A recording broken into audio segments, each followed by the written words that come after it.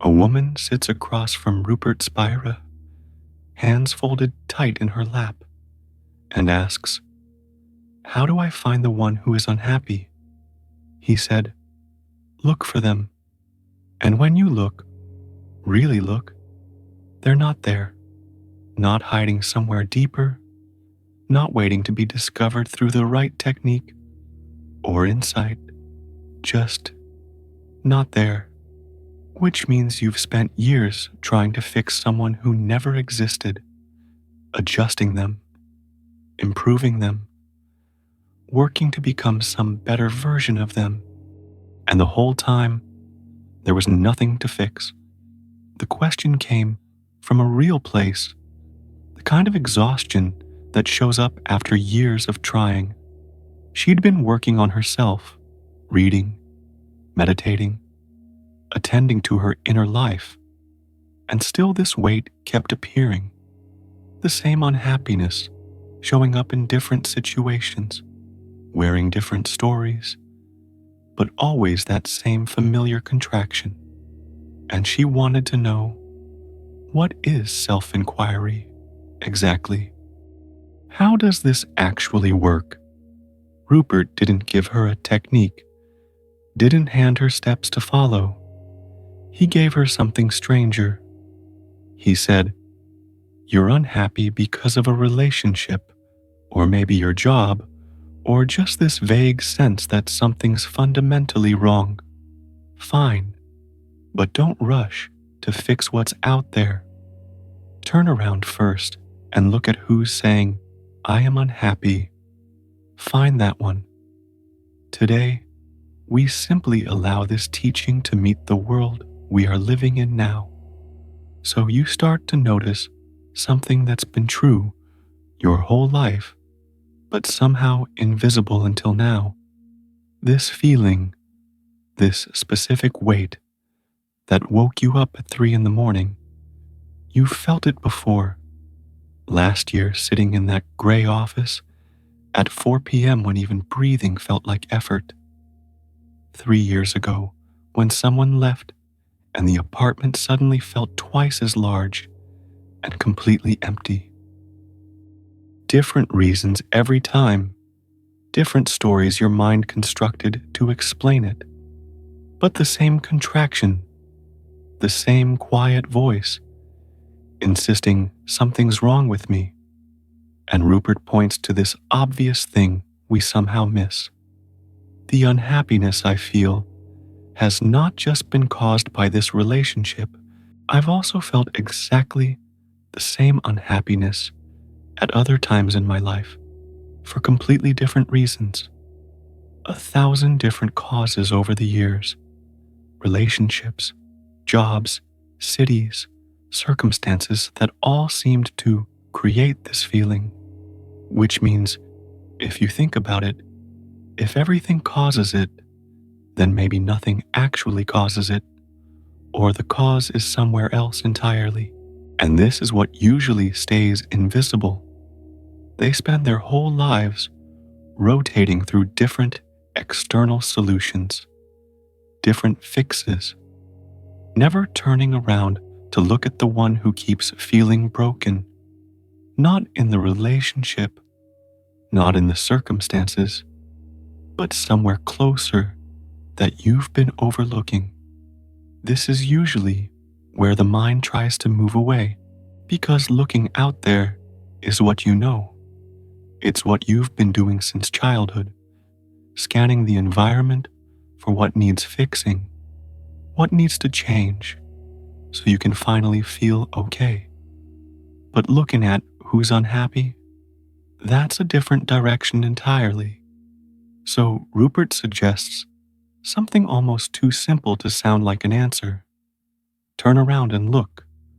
Who is this I anyway? You use that word constantly throughout your day. I think this. I feel that. I need to figure this out. But what are you actually pointing to when you say I? This body sitting here? These thoughts circling through your mind right now? The feeling of being somehow not quite right, not quite enough, He invites you to look, not to think about it or analyze it, but to actually look. Watch a thought arrive right now, any thought at all. It shows up, you're aware of it appearing in your mind, and then it leaves. And you, whatever you are, you're still here after the thought is gone. Rupert said something that stopped the woman completely. I thought I was my thoughts, but actually, I'm aware of my thoughts. And that's, I don't know, strange isn't the right word. Obvious, maybe, once you see it. Because you've assumed your whole life that you were made out of thoughts. But thoughts come. They're witnessed by something. They go. And whatever's witnessing them doesn't go anywhere. What about feelings, though? Aren't you at least your feelings? That heaviness when you woke up this morning? The loneliness that visited last Tuesday evening and stayed through midnight? The frustration that shows up whenever things don't move as fast as you need them to? They feel so solid, so undeniably you. But watch what actually happens. Loneliness arrives, sits with you for hours or maybe days, occupies your whole awareness, and then, without you doing anything to make it leave, it's gone.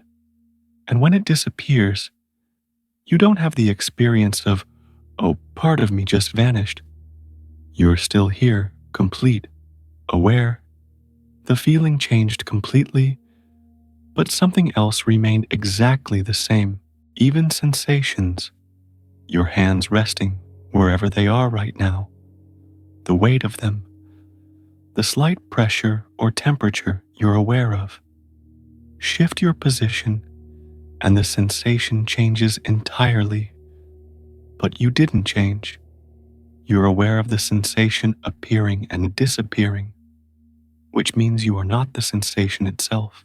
Or maybe you are. I don't know.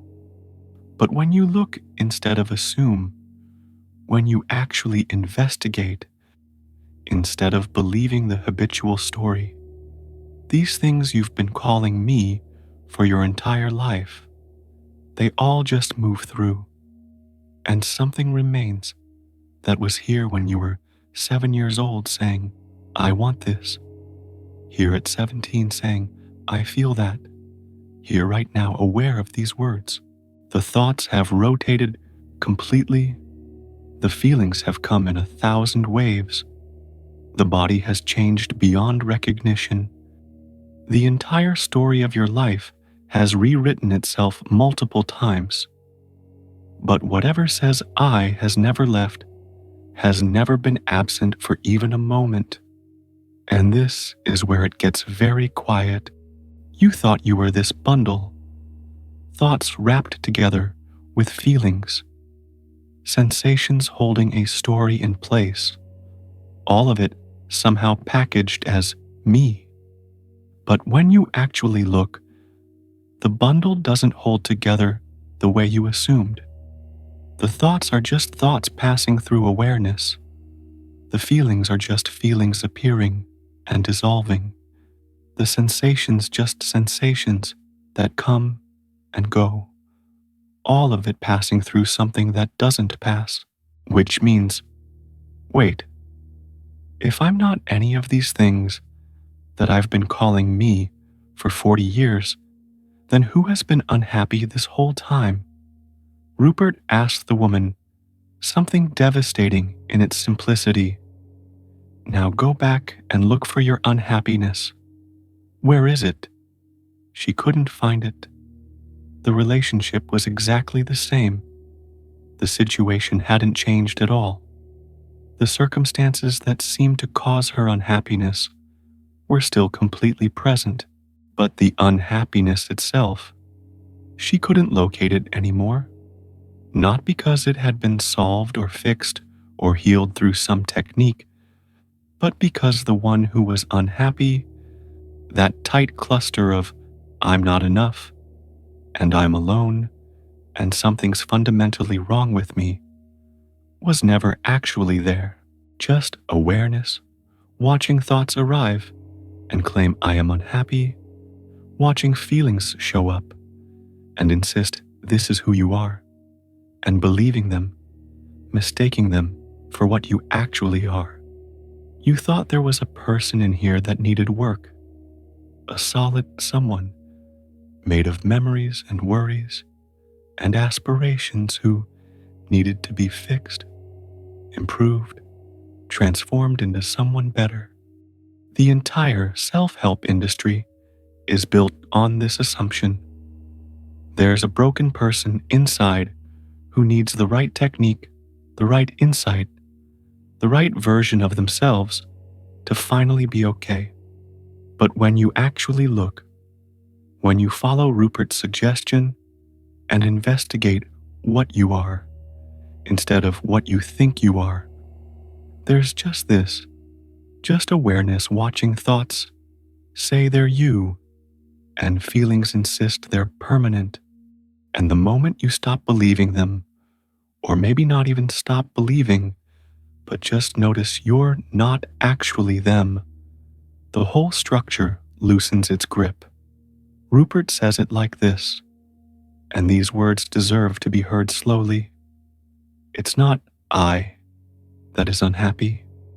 I is this perfectly peaceful background of awareness through which these thoughts and feelings pass. And that's the devastation at the heart of this teaching. You've been searching for yourself everywhere, in achievements that might finally prove you're enough, in relationships that might fill whatever seems to be missing, in the future version of you who'll have it all figured out. And the searching itself was the only thing that kept you hidden, because you were never lost. You were the awareness watching the search, and the search was just another experience appearing in you.